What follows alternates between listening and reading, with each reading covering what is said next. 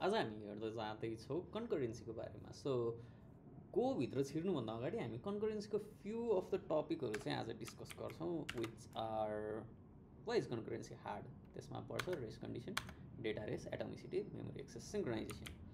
यिनीहरू चारवटा टपिकहरूको बारेमा चाहिँ हामी आज डिस्कस गर्छौँ। So if you find syntax not familiar with Go, अनि त्यसपछि गोको सिन्टेक्सहरूसँग फेमिलियर छैन भने पनि don't take it so hardly होइन। सो म चाहिँ अलिअलि इक्जाम्पलहरू देखाउने कोसिस गर्छु, बट सिन्टेक्स बुझ्नु पर्दैन, just understand the concept for this video. So first concurrency किन हार्ड छ भन्ने कुरामा चाहिँ why it is very hard to get things right in concurrency भन्दाखेरि हामी सोच्दाखेरि नै सिङ्क्रोनसली सोचिरहेको हुन्छ कुराहरू। So one step at a time जसरी सोचिरहेको हुन्छ, but concurrency doesn't work that way. So कन्करेन्सीले चाहिँ एउटा कुनै फङ्सन इन्भोक गरिदिरहेको छ भने एउटा थ्रेडमा गएर त्यो इन्डिपेन्डेन्टली इन्भोक भइरहेको छ, अनि त्यसपछि तलको अर्को फङ्सनहरू एक्जिक्युट गरिरहेको छ। So there are tons of mess around, अनि त्यसपछि त्यसले गर्दाखेरि चाहिँ हामीले कुन चाहिँ सुरुमा एक्जिक्युट हुन्छ होला त भनेर आइडेन्टिफाई गर्न चाहिँ कहिलेकाहीँ गाह्रो पर्न सक्छ।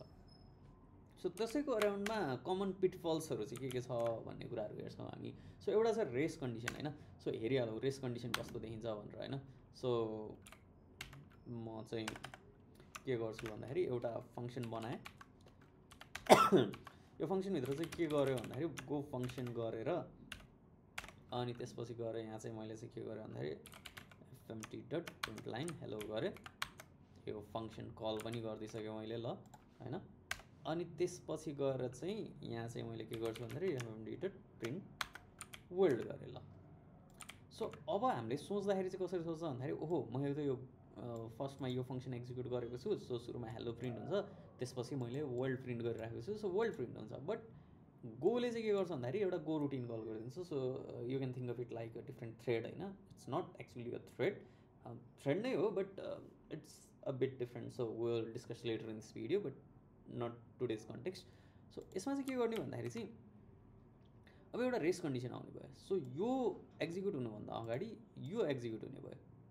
अझ इन्ट्रेस्टिङ पार्ट भनेको चाहिँ के छ भन्दाखेरि यो एक्जिक्युट भइसकेपछि यो त छुट्टै इन्डिपेन्डेन्ट थ्रेडमा चलिरहेछ, अनि यो आफैमा पनि एउटा मेन थ्रेड नै हो होइन।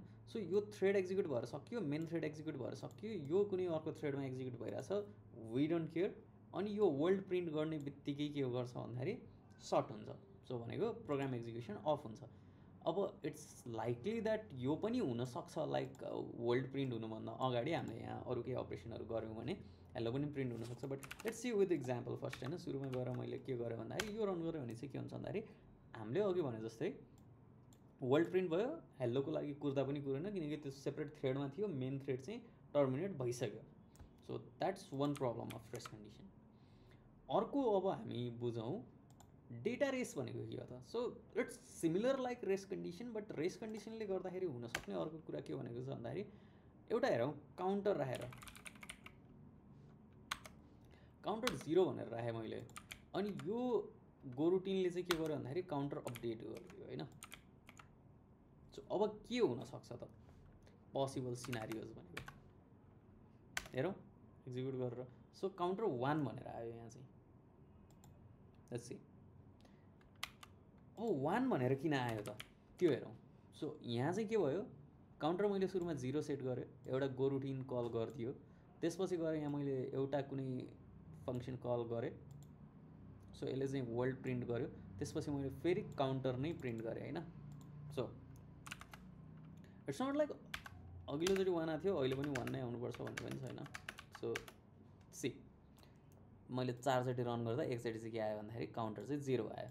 अझ we can increase the likelihood of coming 0 by removing this, and if we run this अब 0 आउने प्रोबेबिलिटी धेरै छ। सो किनकि यो इन्भोक गर्यो, यो फङ्सन रन गर्ने बित्तिकै इन्भोक भइसकेको छैन, यो चाहिँ एउटा कुनै क्यूमा राखिदिरहेको छ गो रुटिनले पिक गर्नको लागि, थ्रेडले पिक गर्नको लागि, त्यसपछि यो चाहिँ कल भइसक्यो। सो यसले गर्दाखेरि चाहिँ के भयो भन्दाखेरि डेटा रेसको प्रब्लम आयो। जस्तो कहिले 1 प्रिन्ट भइरहेछ, कहिले 0 प्रिन्ट भइरहेछ होइन। अझ if we go deep down into it, अर्को अझै के प्रब्लम आउनसक्छ भन्दाखेरि if counter equals to 0 print counter is 0 होइन, काउन्टर इज %d गरौँ, अनि त्यसपछि गएर काउन्टर लेखौँ, यसलाई चाहिँ f गरिदिउँ। सो यो एउटा सिनारियो छ हैन अर्को यहाँ गएर मैले चाहिँ के गर्छु भन्दाखेरि print executing from block executing from else block गर्यो हैन सो अब यसलाई एक्जिक्युट गरेर हेर्यो भने लेट्स सी के आउँछ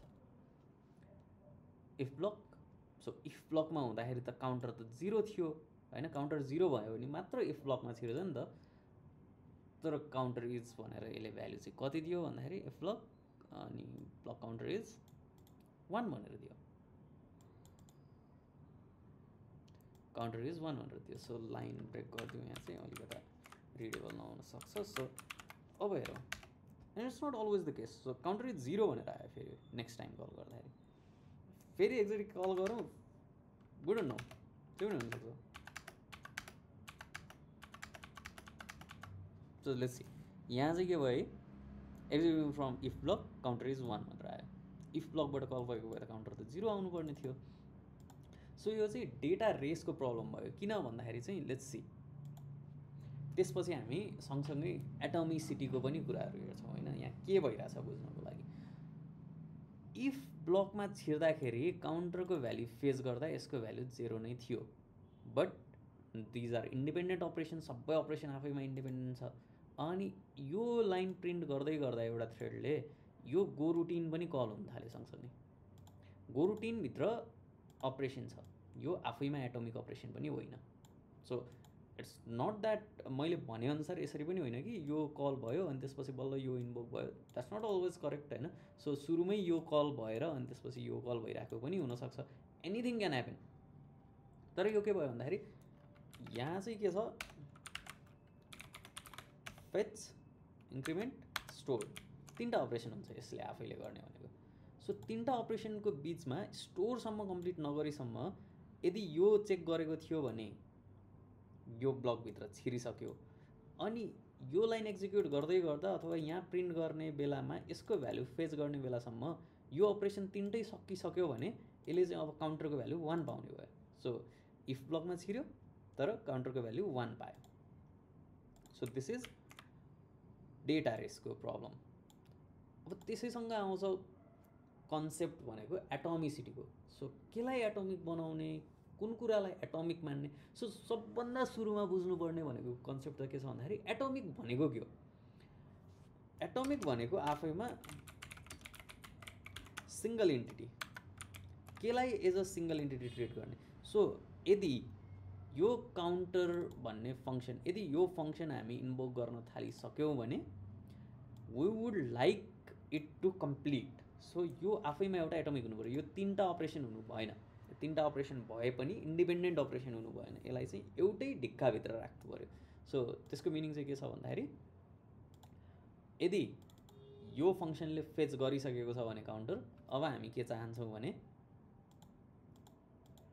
हामीले यो भ्यालुलाई लक गरेर राख्दिन चाहन्छौं सो अरु कुनै थ्रेडले यो भ्यालु एक्जिक्युट गर्न खोज्छ अथवा फेच गर्न खोज्छ भने उले चाहिँ यो यसले चाहिँ आफूले अनलक नगर्दिँदासम्म छिर्न पाउनु भएन सो त्यसको लागि हामी के युज गर्छौं अपरेटिङ सिस्टममा पनि हामीले पढिरहेको छ म्युटेक्स सो म्युटेक्सले चाहिँ के गर्दिन्छ भन्दा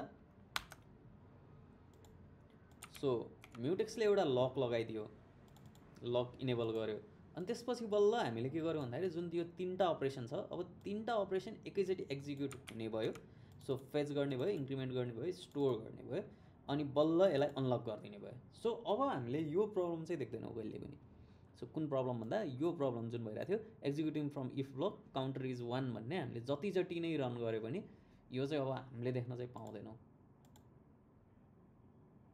or is it yes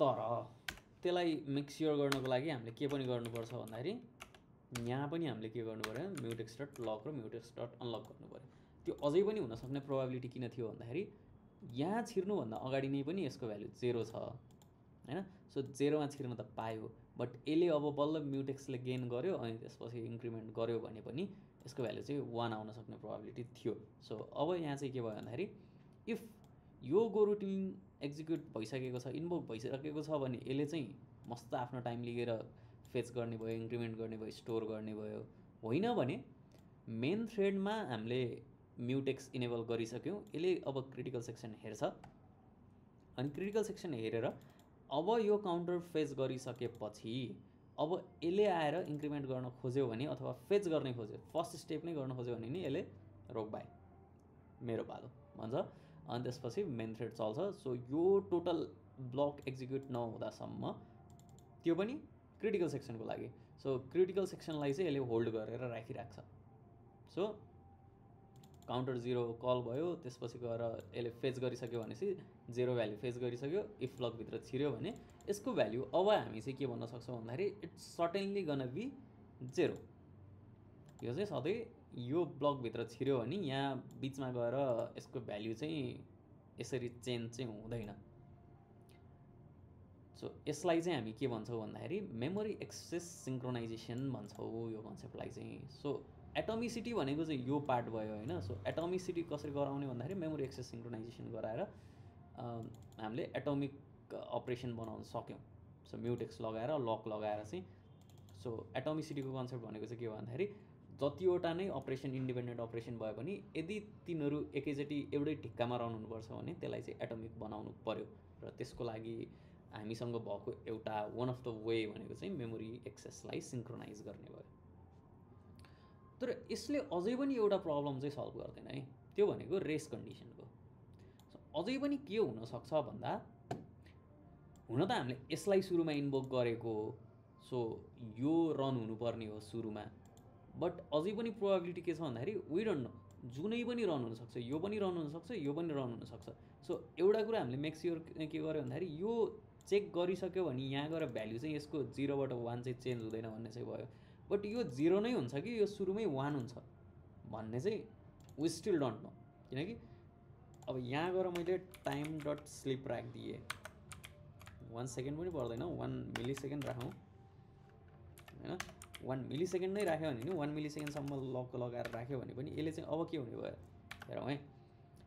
अब यो 1 सेकेन्डसम्म स्लिप भइरहेको बेलामा यो गो रुटिन इन्भोक भइसक्छ, त्यसले गर्दाखेरि चाहिँ यसले चाहिँ म्युटेक्स पाउने भयो अनि यसको भ्याल्यु 0 रहने भएन, यसको भ्याल्यु चाहिँ सुरुमै 1 आउने भयो अनि यो एल्स पार्टमा गएर काउन्टर इज 1 भनेर प्रिन्ट हुने भयो। So executing from else block counter is 1 भनेर आयो। बट यो हटाइदियो भने इट विल बी अनडिटर्मिनिस्टिक। अब जेसुकै पनि हुनु पायो, we don't know. Most likely माथिको कल हुन्छ किनकि गो रुटिन कल हुनलाई त्यो क्यूमा बसेर रन हुन अलिकता टाइम लाग्छ, बट त्यो एकदमै मेक स्योर चाहिँ हुँदैन। सो तर यहाँ मैले 2-3टा प्रिन्ट स्टेटमेन्ट राखिदियो भने चाहिँ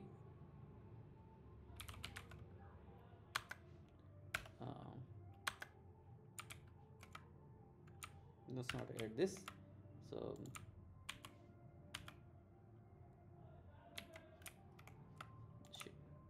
सो यो भयो भने अब यसलाई हामीले